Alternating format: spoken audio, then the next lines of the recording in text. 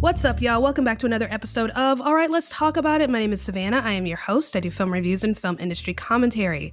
Let me apologize for giving this episode to you a little late. I woke up with the nastiest of nasty headaches and just starting to feel better, got something in my belly, and now here we are. At first, I was going to be like, you know what, let's just skip it today and just relax because I want to go to the movies tonight. And I said, nope, we're already behind. I've seen 5 movies so far this year, and I've only given you 1 movie review. Like, that's terrible, right? I owe you more than that. And I did give you a little something for The Color Purple, but I'm behind. So I gave y'all a review for Night Swim. I think this is movie number 5. I saw Origin on the AMC Screen Unseen. I don't know what happened because everybody and their mama says they saw Book of Clarence for their AMC Screen Unseen, but I saw Origin, which comes out this weekend. Is a 2023 film that was an Oscar contender. I think they're going to, try to sneak it in there in the nominations. Nominations are already done, by the way. They come out on Tuesday, which we're going to talk about. So stick around or fast forward to the end, whatever you want to do. I have something I want to talk about with that. So, yeah, I've seen Night Swim. I saw Origin. I saw Mean Girls, the musical, Book of Clarence, and now I've seen I.S.S. But the only review I've given y'all is Night Swim. Terrible. I am way behind. There's so much to do. I'm very much caught up in awards season this year, more than I've ever been. So I'm trying to figure out the balance of what that looks like. But I feel like, I don't know, like the movies have just been not all that great. Night Swim was just not that good. It was entertaining enough for me, but I'm wise enough to know that this was just not a good movie, right? Mean Girls, it's subpar. It's fine. It's fun. I feel like I said all I needed to say in my TikTok video. I feel like there's not much more that needs to be said. But, it's okay. Very bold of them to re-release this story to theaters. Yes, this is the adaptation of the stage musical, which is based on the movie, but this is still Mean Girls on the big screen. It was done already in 2004, 20 years ago, mind you, and it was done so well. Such a good movie. It's still culturally relevant. We're still celebrating October 3rd. We're still talking about Fetch, and we're still quoting the movie, she doesn't even go here. Like, we're still doing that. The movie has not gone away from us, culturally speaking. So I think it's very bold of them to bring it to the screen. I think they did fine. It was fun. It wasn't a masterpiece by any stretch of the word, but it was fun. And then Book of Clarence, which was just not funny. Like, there's so many questions, which I'm going to give y'all a full review of that movie. Hopefully I can get that to you Monday or Tuesday. And now I've seen I.S.S. Saw that last night, and that's what we're going to be talking about today. This was a thriller. So yeah, a good mix of new movies this year so far. We had a horror film, musical, what was supposed to be a satire, comedy, religious movie, whatever it was, and then this very interesting thriller. So I have to say, last January 2023, was an exceptional January. We had good movies that came out. But this January feels like a normal dump month of a January. Just subpar B movies that would never make any kind of money had they been released any other time of the year. But they fit perfectly in this time of the year. That's what we're getting here for the month of January. Because I.S.S., it didn't quite hit what it needed to hit, and we're going to talk about it.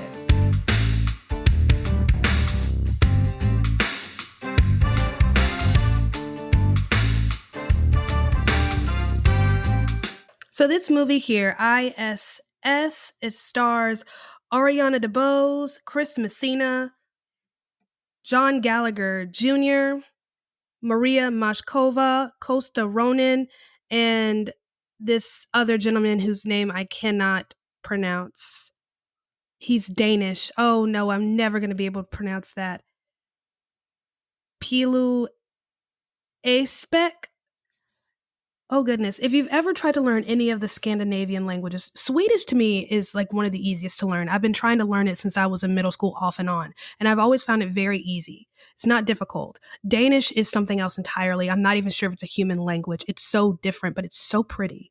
It's so beautiful. But I'm like, is it even a human language? It's so difficult. So trying to even try to phonetically American Standard English pronounce a Danish word is so hard. But I digress.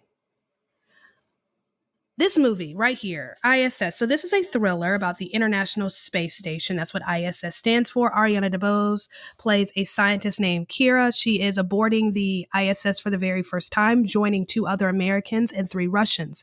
This is kind of a joint venture, kind of a collaboration, a truce, so to speak, peace offering of olive branch between Russia and the United States of America. We're 2 very large countries that tend to butt heads from time to time over the years, just little minor things. What's a Cold War between friends? And even now, there are a lot of issues between the United States and Russia, specifically involving Ukraine. And now we're talking about the Middle East. But there are certain things within different industries in which we do get along a little bit. Sciences is one of them. There's a competition, definitely, but it's interesting. But what I do love about our relationship with Russia with respect to cinema is we have this little cinematic rivalry where we're always enemies in some aspect, and it's okay and it's cool. It's almost like an inside joke that we can just kind of ride along with in spite of what's happening in real life, in spite of the very real tension. We have this way of being able to kind of joke about it and make light of it in cinema. So I've always appreciated that. Maybe I'm just a nerd. But this movie, Kira, is on boarding the ISS for the first time. She meets this crew. They've been working together for quite some time. And they've bonded a bit. They're family. They spend time together. They drink together, and it's good. Well, Kira wakes up the next day and it looks like something's happening on Earth, and there are just explosions all over the place, and it looks like something bad is happening. One guy, his name's Christian, he's an American, is trying to reach, his family. He has 2 girls and an ex-wife. They're trying to contact their, communication people down below, and they're not being able to get anything. Well, one guy named Gordon, played by Chris Messina, gets word that the US and Russia are at war, and they have been given instructions to take the ISS by any means necessary, to take control of that space vessel. And they assume, well, if we got these orders, the Russians did too. So begins this conflict. It's a nice story. It's very simple. The movie's relatively short. It's like an hour and 35 minutes. Gets to the point very quickly. I appreciate that. It's a very straightforward thriller. The fact is, it just doesn't quite work. Great idea, big idea, but she doesn't quite land it, doesn't quite hit. This seems to be a theme, because this was the problem I had with the Book of Clarence. Big idea. I can see what you're trying to do, but you don't quite do it. I think there were opportunities within this movie that she really could have just capitalized on, but didn't. I don't know if it was an experience. I don't know if it's just like something different for her. I'm not very familiar with Gabriella C. I can't pronounce her last name, and I'm so sorry. I'm not very familiar with her work, but this type of thriller is not uncommon, where we're confined to a very small space. I love movies like that, where we're very limited in terms of a set or setting. It might take place in one room or one house. We never really leave that area. We never leave the space station, so to speak. There are moments where, an astronaut goes outside of the space station to attempt to fix something, and that's about it. We're stuck in space, in the middle of nowhere, the blackness of space. I feel like there's so much that could have been done to really fuel the anxiety, something that thrillers are very famous for, fueling anxiety, this kind of internal fear that doesn't quite reach the surface, but it just kind of simmers. There's so much that could have been done with this, because again, the concept of space is scary. There's no sound. It's black. You're in the middle of nowhere. It's not like you can go next door to your neighbor's house if something's wrong with your house. You're out there by yourself. Anything can happen. So we don't really get a sense of space. This tiny little vessel in the middle of space. We have these shots of Earth, but I don't like the way the shots were framed. It's like they didn't really give us a good picture of the vastness of the planet, their view of it all. The camera is situated inside of the space station, so the way the framing is, we're always seeing edges of their window. So it almost looked like it was being filmed from a set. It looked fake. I mean, it's all fake, right? But it just looked fake. But what I was excited about this movie was the fact that it takes place in one setting. And these can be done so well. I love the claustrophobic feeling that we can get from a lot of thrillers when, space is closed in. We never really get the sense that the space is a problem. It seems very easy for them to, maneuver and invade and hide from one another within this tiny space. We never really get the sense of we're all stuck here. We have nowhere to go. Even though that's true, we're never really given that emotion of I'm stuck. I can't go anywhere. We're never really given that. Now, there is somewhat of a timeline, a deadline here in which they have things to do. Because they're not getting any communication from the ground, they're not getting any help, and this is never really explained, is that they could potentially free fall back to the earth and crash. I don't know how that quite works, or that was never really explained. It's just, oh well, if no one's communicating us, we could free fall to the, like, how does that, like, I thought there was zero gravity. How do you fall in zero gravity? So there are some things that were just not quite explained very well. I think the problem here is just the lack of utilizing that setting to create tension. However, the ensemble is really good. So we have Ariana DeBose, who won the Oscar in 2022, I think, for the 2021 film West Side Story. So, she has, a title over her name, Academy Award winner, Ariana DeBose. So she has that going for her. And then we have Chris Messina, whom we all know very well. He's having such a great year. I mean, homie is booked and busy, okay? So he's in this movie, right? But last year, he was in Air with Ben Affleck, Matt Damon in them. Stellar cast. Then he was in Boogeyman, horror film, Stephen King adaptation. Then he was in an independent film with Casey Affleck and Zooey Deschanel called Dreamin' Wild. Loved that. I'm a big Casey Affleck fan, so there is that. And now we have this. Homie's booked and busy. And I love Chris Messina. He's one of those guys I forget about from time to time, and then I see his face and I remember, oh, this is going to be good. Homie knows what to do with his face. He knows what to do with his eyes. He knows how to emote. We're going to get something good out of him. He's not used as much as I think he should have been in this story, but it's a weird one. His storyline is a bit weird. All of a sudden he's there and then like it was awkwardly handled. So the movie just doesn't feel tight as it should in terms of space because we're in this tiny area in the middle of nowhere. So the tension that should have been created just from naturally being in a small confined space, and then you have no idea what's going on around you, no communication, being cut off, that just wasn't there. That's what should have made the thriller. We should have felt that anxiety just from the setting alone. We shouldn't have had to rely so much on the ensemble creating that conflict. The conflict should have started from the outside in. Instead, they were trying to push that conflict from the inside out, and it just didn't quite work for me. The movie's entertaining enough. I did enjoy it. I did have some, moments of thriller, but it just didn't quite land. It just didn't. I'm sorry. But the cast is great. So again, Ariana DeBose, I think she has a very tough job of carrying the emotion of the movie for a good chunk of the time because she's the new girl. So there's so much she doesn't know. She has a little more fear than everyone else. She's in a brand new, so we're feeling that a bit. So I think that was wise to give us this girl who's brand new to the situation, who really doesn't know the ins and outs because we're traveling that with her. We don't really know much about the I.S.S. We don't know what it's like to be out in space in the middle of nowhere. And we don't know what it's like to witness conflict happen and not be able to help. That kind of helplessness, we don't know. I mean, I'm sure we've all had moments in our lives where we've witnessed things either up close or at a distance and felt helpless. But this is at such a big magnitude. And having her along for that journey, I think, helped a little bit. But again, this is that conflict, that tension that's created from the inside out.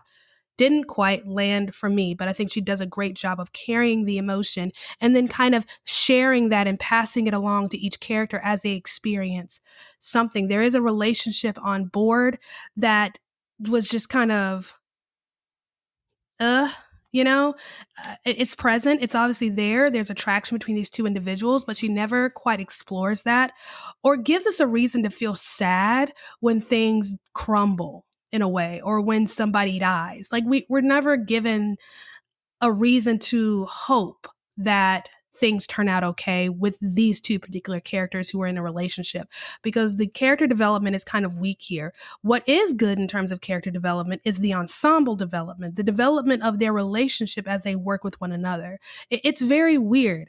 Another movie that reminds me of that is a movie with Jonathan Majors. I know everybody and their mama's got an opinion, but he had a movie that came out in 2022 called Devotion. And I really wish he'd gotten more recognition for that movie because it was great. It was so good. But Devotion, where we didn't really get a whole lot of character development, but that really wasn't the point. The point was for us to see their relationships develop within that movie between these men who were serving together in the military. And we got that. We got to see these relationships develop and unfold. And so when bad things happen, our hearts broke for that bond as we saw that bond kind of crumble. It worked there. It doesn't quite work here because the space is so limited. We needed more character development. We needed to see their relationship with this space, pun intended. Because we didn't get to see their real relationship with this space, it affected the tension and it just affected everything. It just didn't do it for me, unfortunately. But it was entertaining. I was entertained. So there were some things with the practical effects and special effects that were a little weak because, this is zero gravity. I've seen it done better. It just seemed very cheap here a bit. It was very inconsistent because, 1 minute she's, floating like she's swimming and the next it's like she's kind of walking. 1 minute she's awkwardly trying to figure it out and the next minute she's an expert. Like it didn't quite flow congruently, if that makes sense.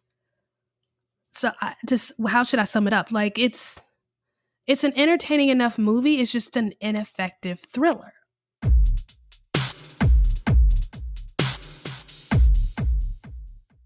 All right, parental units, this is the part of the podcast where I answer your most burning question.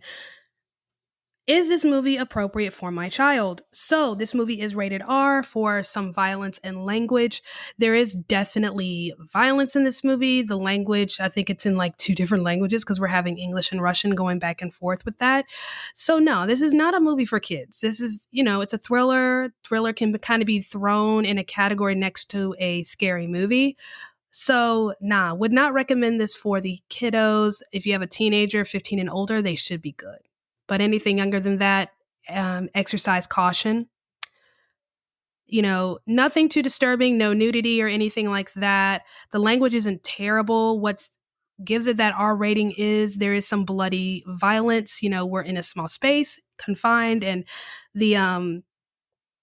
it's interesting how they managed to, kill people in outer space and zero gravity, but hey, it happens. And one of them is kind of brutal. It's a little gross. Something I feel like Eli Roth would come up with, but yeah, it is what it is, I guess. I don't know. But don't recommend it for the kiddos. 15 and older, you're good. Think you're Gucci. Anything younger than that, exercise caution. Definitely not for a small child. And I hope that helps. Want to advertise on this podcast? Check the episode description to see how you can be featured on the next episode.